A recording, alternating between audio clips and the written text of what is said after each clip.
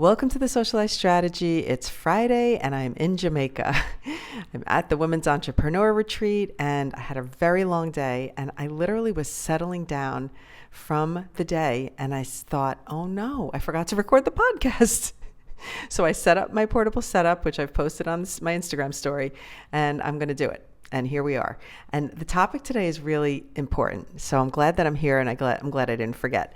It's about SEO and how to make your social media videos more search friendly, get that search optimization going so that potentially your videos show up when someone's searching for a topic.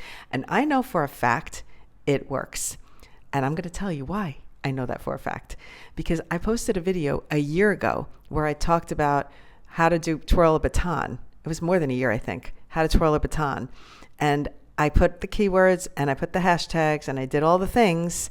And some young lady found my video when she was searching for baton lessons on TikTok. If that isn't proof enough, I don't know what else to tell you. But she wrote me a message and said, I was searching for baton videos and I found yours. And I just wanted to know if you could make me another baton tutorial. So it works. SEO works. And I'm going to give you all the tips on how to maximize and get the most out of it for yourself. So here we go. Hopefully my audio is good.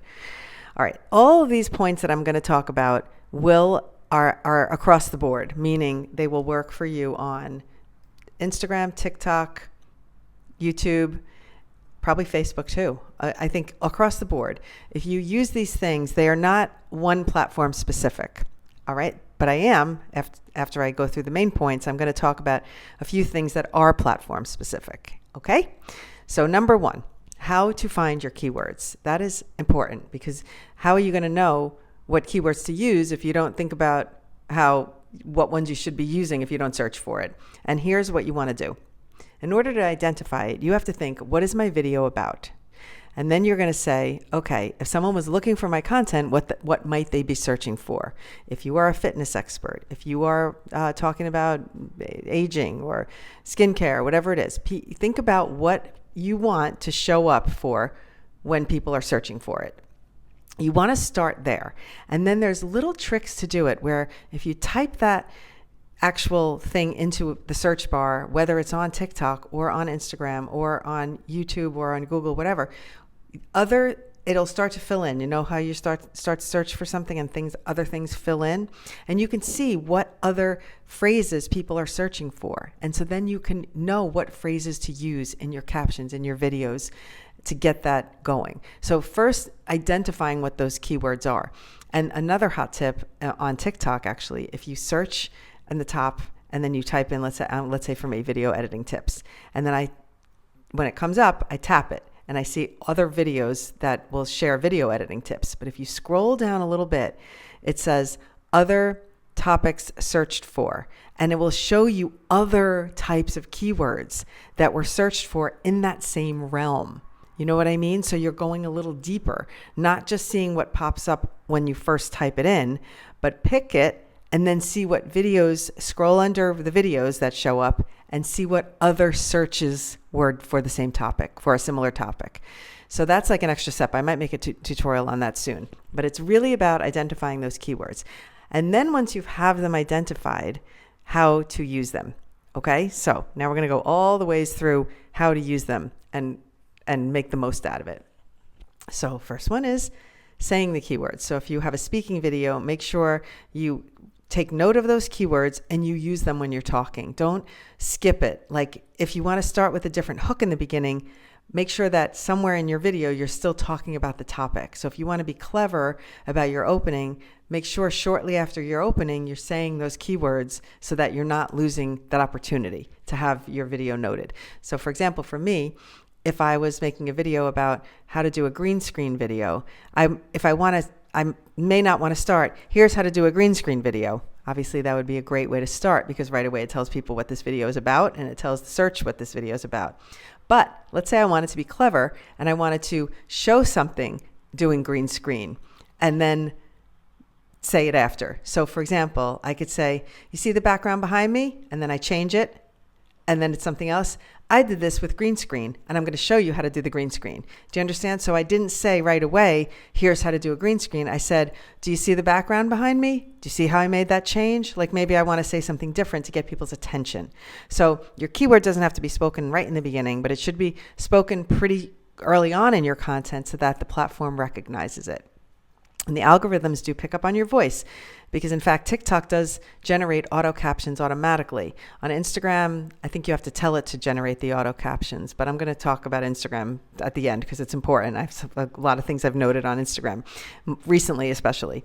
All right, the other thing is to use keywords in your on-screen text. So you want to make sure that you're putting something up on the screen, and a lot of people like to slide it off and hide it, which often will reformat your content. So I don't recommend necessarily doing that. It doesn't matter. Just make it a little bit small. Just put it there on the main page. Sometimes when people are scrolling and their sound is off, they'll see what you've got written out on there, and they might stop and watch your video if they wouldn't have maybe done that before. So making sure that your keywords are in your on-screen text, and make sure that your lower caption also contains them. And I will tell you from personal experience, the things that have happened to me where I'm trying to be clever and I type, watch this magic trick when I make like an outfit transition. And guess what? It categorizes my video as a magic trick, which is not what I want. I want it to categorize as an outfit transition tutorial. So clever captions can sometimes work against you. You want to make sure that the first part of your caption really hits on what the video is about so that your cleverness doesn't end up putting you into the wrong search, the wrong bucket of content. Okay, that's like from experience. I know that happened. It really just messes with your head because you're trying to be clever and you're trying to be a good copywriter to get people's attention, and then you're really sandbagging your video. So be careful about that. The other way is to use keywords in your profile. And this is important. And I learned this early on in TikTok, that the platform recognizes your name at the top and your username. So as soon as I found that out, or I don't know how I discovered that early on, but when I realized that it was important, I changed my name immediately. And I wrote, Helen Polisi TikTok teacher at one point. Like I had it up there, and then I realized, the mothership was a good searchable word because people were remembering my username. So then I changed it and took off my name and put the mothership TikTok teacher, because I wanted to make sure I was coming up. I think the mothership is a searchable. A lot of people looking for me with mothership. Unfortunately, they're spelling it with an O and I'm not showing up. But listen, that's my branding problem, not yours. But it is definitely important to have something about what your content is in your name somehow. And it's helpful because I even spoke with a woman it was a private one-on-one session, and she had something in there like latchkey something, and her content is about finance. And I saw her, when I saw latchkey, I'm like, she's probably a Gen Xer, because that's what latchkey means, that you were one of those kids that came home and you were by yourself till your mom came home from work, for example. So I would immediately think, she's Gen X content. I didn't think she was in finance because there was nothing to tell me that in her username. And I suggested to her to add something about finance in there, and she did. So I think hopefully she's getting more success on her content from that. Okay, that was a little sidebar, but gives you a good example. And then in the newsletter, we gave you some examples. Midlife mentor with your name, video tips by is a good thing. Anything that has something to do with what your content is about in your username and your display name is helpful. And using keywords in your bio. So there's that bio section where you can type about, and a lot of people like to be clever there, and that's good to be clever, but it's also, again, be careful that you're not having things work against you. All right, put something in there that really talks about what you do.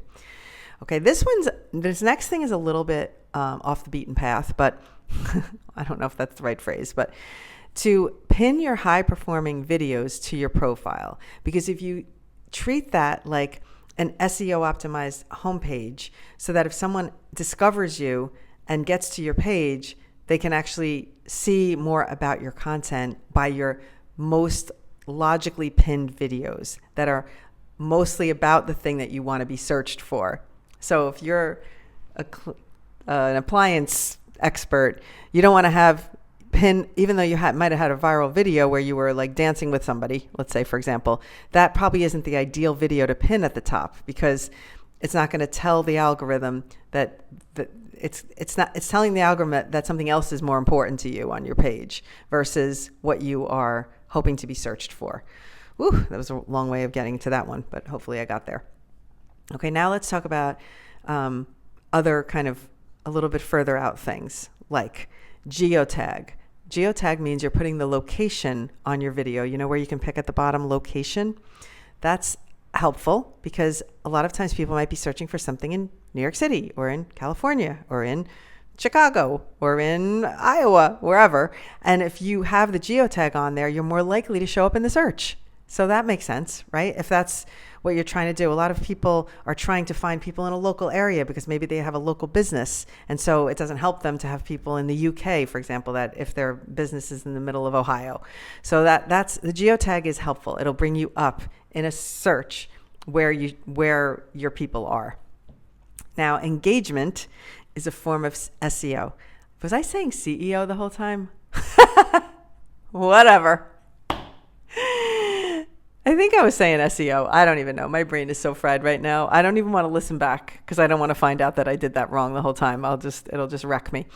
Anyway, engagement is SEO. And that means when you're commenting, when you're sharing, and when you're watching other videos and you're engaging and you're encouraging responses, it's helping the algorithm it's telling the algorithm that you are involved, that you are not just a poster, you're also a participant.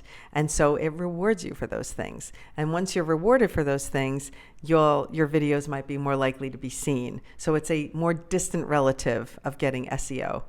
I'm just laughing. I hope I was saying SEO. Oh, yeah. All right, now let's talk about hashtags. Do you need them? Dun, da, da, da. Well, it depends. If you're on Instagram, you really don't need them anymore. And I have stopped using hashtags 100%. 100%. I stopped doing it. And I also noticed, I used to still see it when I searched. So if you type something into the search and it says accounts, posts, music, it used to say hashtags. And now it just says tags.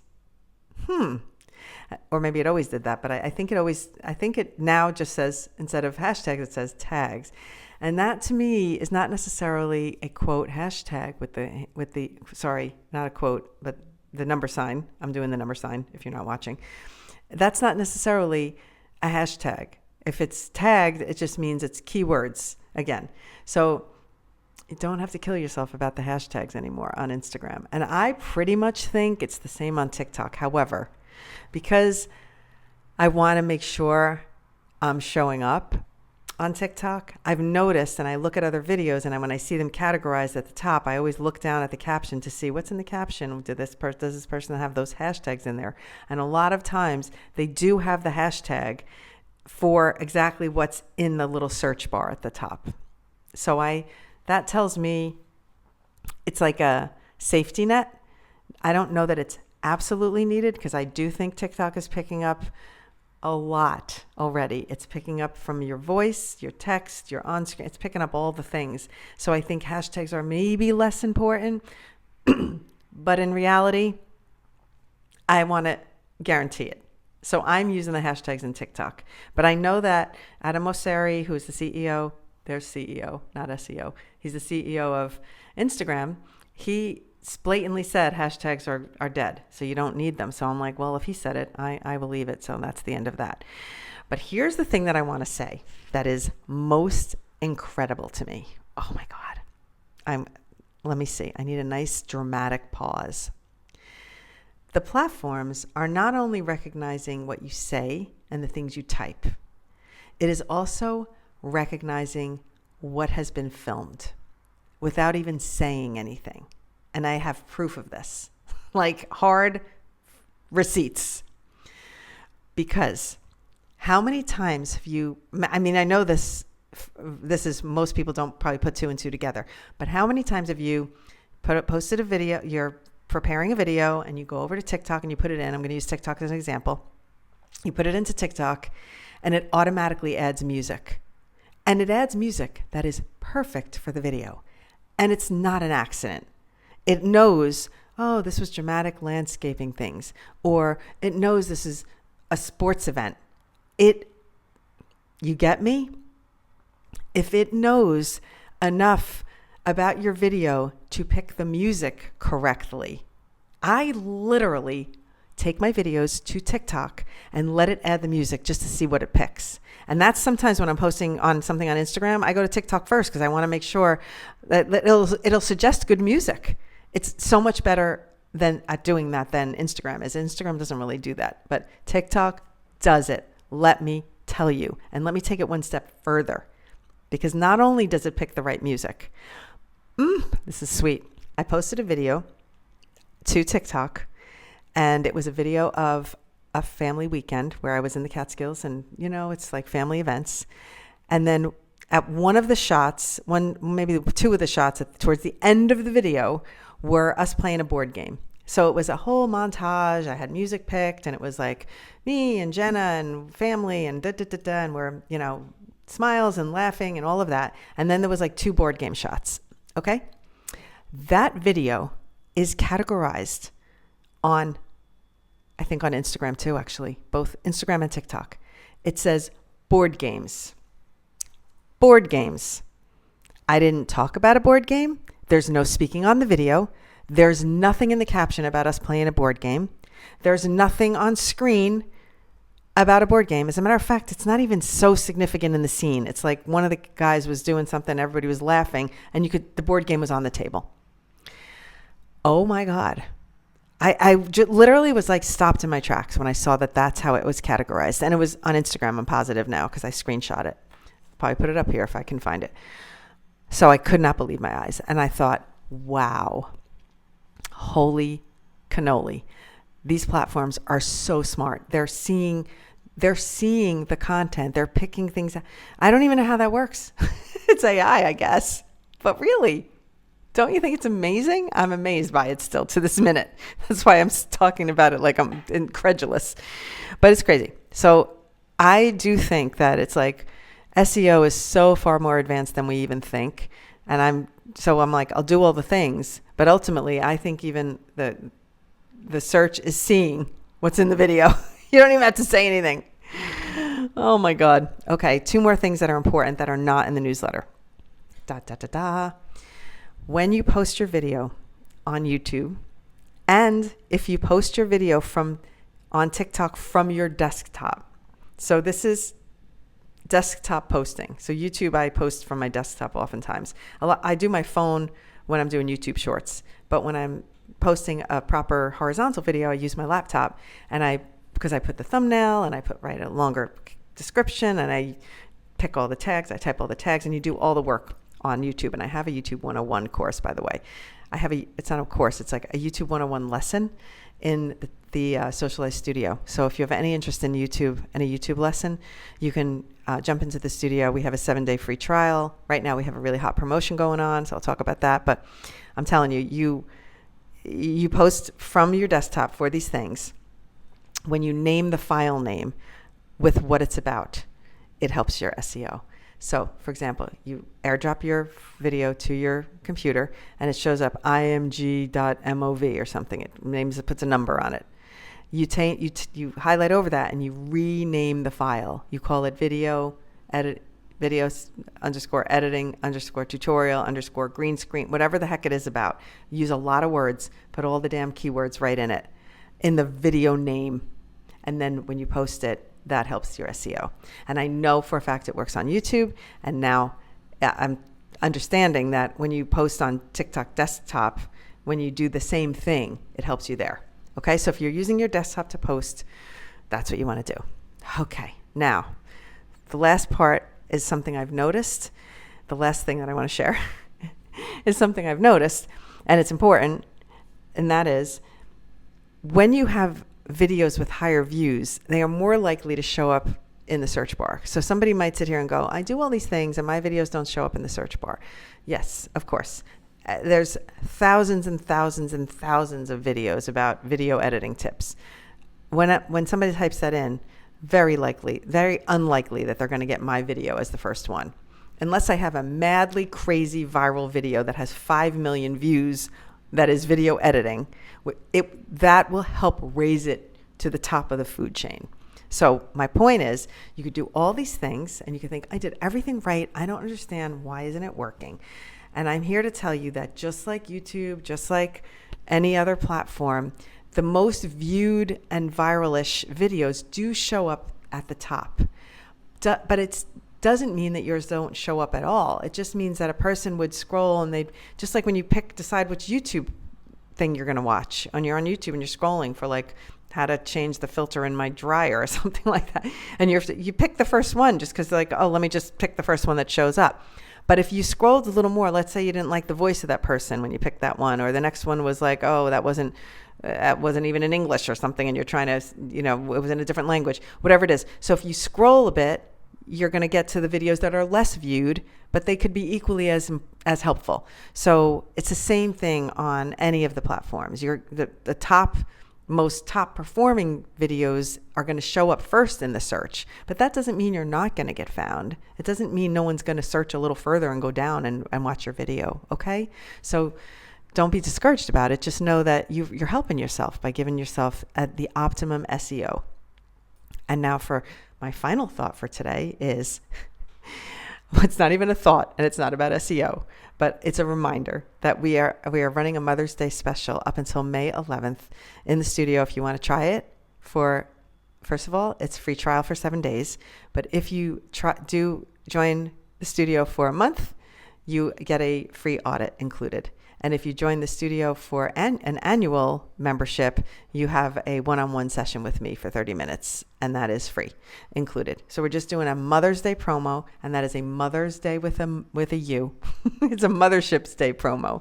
And we're only going to do that up until May 11th because I only have so many hours in a day, and I want to make sure I'm able to serve everybody who would like to meet with me. So if you have any desire to do that, obviously you can always book a one-on-one, but this is kind of a bonus thing because not only will you get my one-on-one time, but you'll get a whole year in the studio, and the studio is epic. So if you don't know about it, just click and read about it.